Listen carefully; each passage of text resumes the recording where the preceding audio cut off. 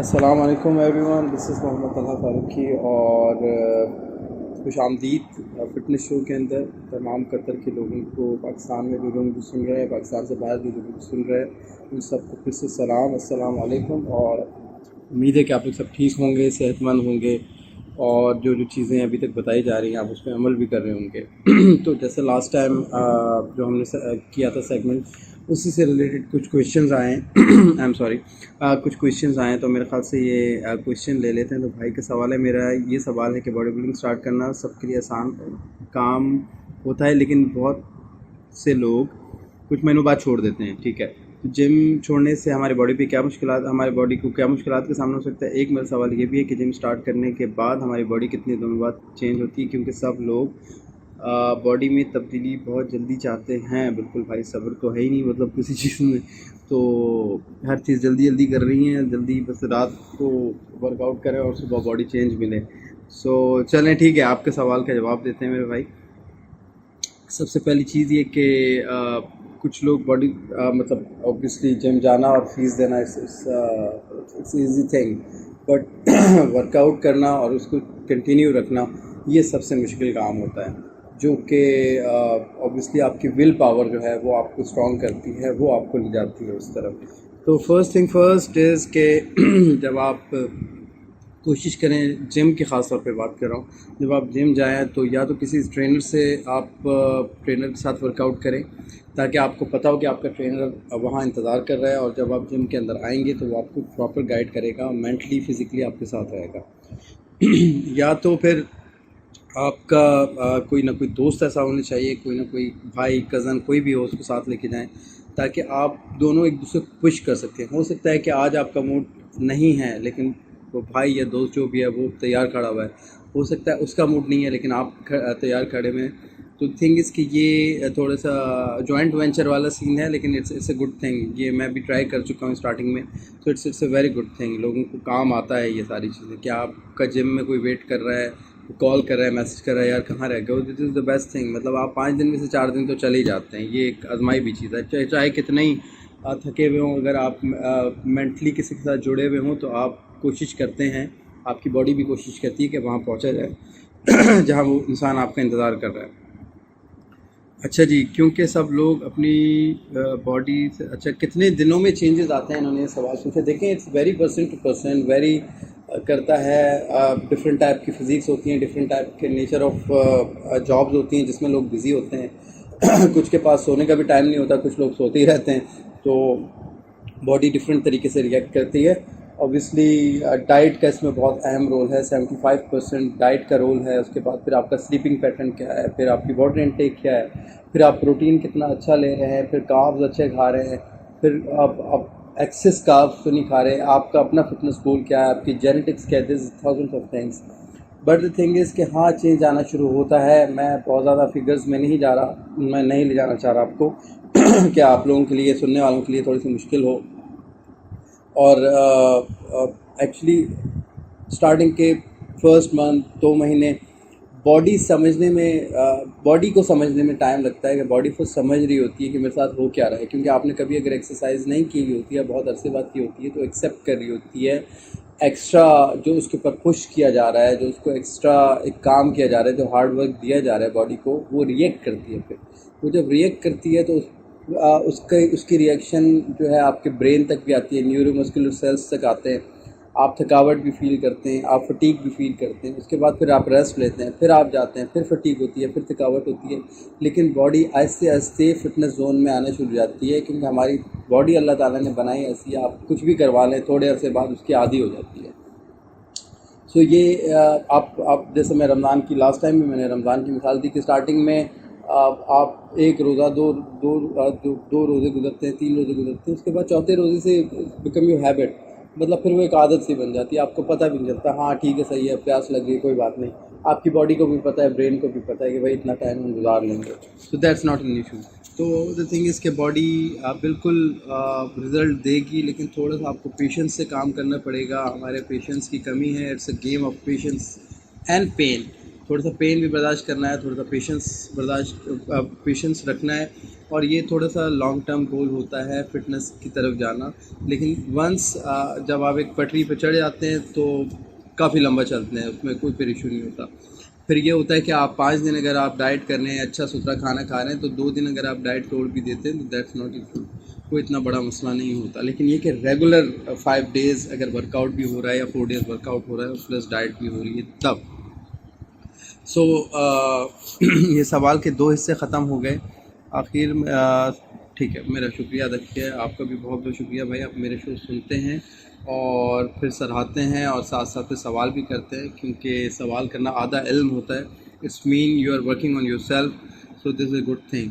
अच्छा जी, दूसरा सवाल हमारे पास आया मैम तलहा भाई से सवाल, जब हम ड्यूरिंग एक्सरसाइज डिफरेंट स्टेप्स करते हैं, अगर कोई स्टेप किसी को अच्छी तरह ना आता हो तो अच्छी तरह ना आता हो और वो करने की कोशिश कर रहा हो, तो क्या इससे किसी इंजरी का ख़तरा है? तो इस तरह की इंजरी से कैसे बचा जा सकता है? थैंक यू तला भाई, बहुत शुक्रिया भाई आपका सवाल करने का।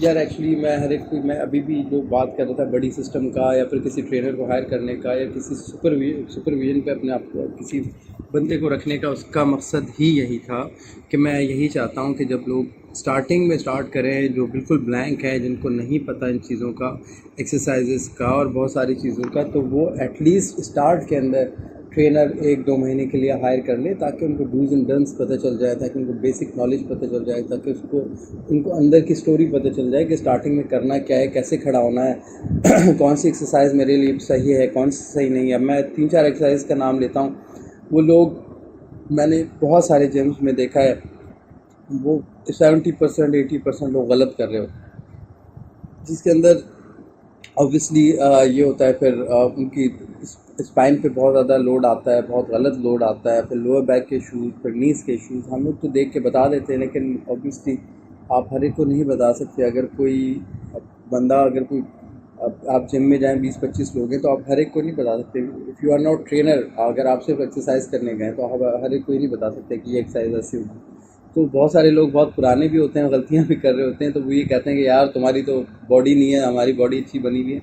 अच्छा, ये भी एक चीज़ होती है कि जो बॉडी बिल्डर्स होते हैं उन पे कभी क्या उन पे जो लॉज है ना, जो जो नेचुरल लोगों पे, जो नॉर्मल लोगों पे जो लॉज लगते हैं कि इस तरह वर्कआउट करना है, इस तरह जर्क नहीं देना, इस तरह ये रखना है, वो उन लोगों पे चलता नहीं है। क्योंकि होता ये है कि उनके मसल्स इतने स्ट्रांग हो चुके होते हैं, इतने स्ट्रांग हो चुके होते हैं कि उनको फिर अगर जर्क वर्क भी आए तो उनकी लोअर बैक बियर कर जाती है वही अगर हम लोग कॉपी करने की कोशिश करें तो हमारी लोअर बैक ख़राब होना शुरू हो जाएगी और उसमें इंजरीज आने शुरू हो जाएगी। There is a difference between them and us. तो भाई कभी भी एक्सरसाइज करें, और अगर आपको लग रहा है कि आप एक्सरसाइज गलत कर रहे हैं तो बेहतर ये कि आप जाके उसकी फॉर्म चेक कर लें, गूगल पे फॉर्म चेक कर लें, यूट्यूब पे जाके किसी अच्छे ट्रेनर की वीडियो देख लें, अपने किसी दोस्त को जिसको नॉलेज हो या कोई एक्सरसाइज कर रहा हो, या जिम में बहुत सारे लोग ऐसे सीनियर्स भी होते हैं, आप किसी से भी पूछ सकते हैं। और if the trainer is over there, आप ट्रेनर से हेल्प ले सकते हैं कि यार ये चीज़ मुझे नहीं आ रही। जैसे मैं आपको डेडलिफ्ट का कहूँ, डेडलिफ्ट की फॉर्म्स बहुत ज़्यादा लोगों की ख़राब होती हैं, स्क्वाट्स की लोगों की फॉर्म्स ख़राब होती हैं, पुशअप्स कर रहे होते हैं, ख़ास तौर पे पुशअप्स जो है वो उसकी फॉर्म्स ख़राब होती हैं। तो ये तीनों चीज़ें बहुत मेन चीज़ हैं। बॉडी वेट वर्कआउट है, इसके अंदर आप स्पाइन भी यूज़ हो रही होती है, कोर भी यूज़ हो रहा होता है, तो ये पोजीशंस बड़ी गलत होती हैं लोगों की, तो चाहिए कि किसी न किसी की हेल्प लें। अच्छा जी, एक और सवाल मेरे पास आया था कि मैं पुशअप्स कर रहा हूँ, मैंने 3-4 से स्टार्ट किया और फिर वो जर्नी चलती रही और 20-25 पे आ गया हूँ, तो सही पुशअप्स कैसे करते हैं और इसको कैसे बढ़ाया जाए, which is a good thing. देखें, अगर 20-25 पुशअप्स पे आप आ गए, इट्स मीन कि आपकी फॉर्म भी अच्छी हो गई होगी, बेहतर हो गई होगी। और वही वाली बात कि जब आप स्टार्ट करेंगे तो आप बेस से स्टार्ट करेंगे, स्टेप 1 लेंगे, कभी भी स्टेप 8 या 7 की तरफ जाने की कोशिश नहीं करते। तो again the same thing, same answer कि किसी न किसी का होना, किसी एक्सपर्ट का होना, किसी प्रोफेशनल बंदे का आपके साथ होना बहुत ज़रूरी होता है। तो हम लास्ट टाइम मैंने कहा था हमारे पास टाइम जो है वो थोड़ा सा कम ही है, 9:30 मिनट हो गए हैं अभी। तो खैर मैं बहुत जल्दी जाऊंगा। एक कॉमन मिथ्स जो है ना, जो हम लोग सोचते हैं कि जी ये ऐसे होगा तो ऐसे हो जाएगा और ये ऐसे होगा तो ऐसे हो जाएगा, मतलब एक्सरसाइज के अंदर जो हमारी मिथ्स होती हैं, जो गलत फहमियाँ होती हैं, उन गलतफ़हमियों को जो है वो टैकल करना चाहिए। मैं एक्चुअली उस पे बात करता हूँ। अच्छा जी, exercise turns fat into muscle. हम लोग ये सोचते हैं, अगर बहुत सारे लोग ये सोचते हैं जब हम वर्कआउट करते हैं जो हमारा फ़ैट होता है वो अपना फेस चेंज करके वो मसल बन जाता है, और फिर वो मसल जो है वो फैट जो है वो मसल बन जाता है, और फिर हम लोग ताकतवर हो जाते हैं। तो ऐसा कुछ नहीं है जी। फ़ैट तो ऑब्वियसली वो बर्न होता है, फ़ैट कैलोरीज़ के थ्रू बर्न होता है। ऑब्वियसली हम जब लेस कैलोरीज खाते हैं, ज़्यादा वर्कआउट करते हैं, तो फैट डिज़ोल्व होता है बॉडी में। और मसल गेन करने का सिर्फ एक ही तरीका है, एक तो अच्छा खाएं, दूसरा वर्कआउट जारी रखें। और अच्छा खाने से ही मसल इन्हांस होता है। इसलिए आप प्रोटीन स्लाइटली हाई रखेंगे तो आपका मसल डेवलपमेंट होगा, क्योंकि मसल जो जिन चीज़ों से मिल के बनता है वो है protein and water. So 75% protein, 25% water. Water intake आपकी अच्छी होनी चाहिए, प्रोटीन इनटेक आपकी बैलेंस होनी चाहिए, तब जाके कहीं जो है वो आपको अच्छा मसल नज़र आना शुरू हो जाएगा। अच्छा, lifting weights will make women bulk up. मतलब इसका मतलब ये है कि अगर लड़कियां एक्सरसाइज करती हैं तो वो इसका मतलब ये कि वो बड़ी हो जाएंगी, उनके मसल बड़े हो जाएंगे, लंबी चौड़ी हो जाएंगी। ऐसा कुछ नहीं है जी। जो ख़वातीन भी मुझे सुन रही हैं, ऐसा कुछ नहीं है। ऑब्वियसली हम में मतलब मैन और वुमेन की जेनेटिक्स से लेके उनके हार्मोन्स तक, डिफरेंट हार्मोन्स जो है, जो मेल और फीमेल हार्मोन्स होते हैं, मैं ज़्यादा डेप्थ में नहीं जाऊँगा, वो चेंज होते हैं। आप टोन अप हो जाएंगी, आप स्ट्रेंथन हो जाएंगे आपके मसल, लेकिन आपके मसल बड़े नहीं होंगे। वो जिन ख़वातीन को आप देखती हैं जो बॉडी बिल्डर्स हैं, जो कम्पीट करती हैं बॉडी बिल्डिंग में, वो कुछ और होता है, वो सीन ही कुछ और होता है। वो बहुत अलग साइंस है, उसमें मैं जाना नहीं चाहूँगा। नेचुरल वे से आप कितनी एक्सरसाइज कर लें, कुछ कर लें, आप स्ट्रेंथन होंगी, आप कम होंगी। आपका आपका जो है मसल वो बहुत बड़ा नहीं होगा जैसे मर्दों का हो जाता है। तो there is a difference between man and women genetic obviously. अच्छा, abdominal crunches will make you lose belly fat. ठीक है, अच्छा, वही क्रंचेस की मिसाल, जैसे मैं बहुत सारे लोग कहते हैं जी एब्स का वर्कआउट कर लो पेट कम हो जाएगा। ऐसा कुछ नहीं है, इट्स अ मिथ। ये गलत फहमी है हमारी। जब हम वर्कआउट कर रहे होते हैं पेट का, इसका मतलब है पेट के मसल को स्ट्रेंथन कर रहे होते हैं। जैसे हम बाइसेप्स कर रहे हैं तो बाइसेप्स करते हुए हम फैट बर्न नहीं कर रहे होते, हमारा ध्यान मसल की तरफ होता है, तो मसल ग्रोथ की तरफ होता है, हम स्ट्रेंथन कर रहे होते हैं बाइसेप्स को। इसी तरह सेम वे हमारे जो एब्डोमिनल के मसल हैं उनको हम स्ट्रेंथन कर रहे होते हैं, उनको हम जो है वो मजबूत कर रहे होते हैं, ताकि हम और बहुत सारी एक्सरसाइज अच्छी परफॉर्म कर सकें और हमारी बॉडी के अलाइनमेंट स्ट्रेट रहे। लास्ट जो इसके अंदर मिथ में हम आगे भी जो जो सेशन होगा उसके अंदर मिथ्स की ही बात करेंगे।